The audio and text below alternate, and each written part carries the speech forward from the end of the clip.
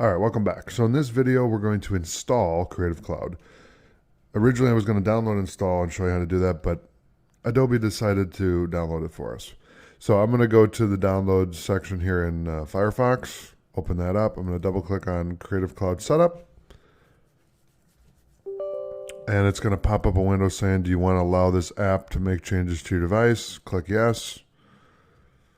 Close that out. I'll hit continue. You're all set.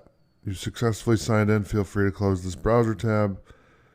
Okay, so I'm going to close that and then open up this right here. So it's going to install this.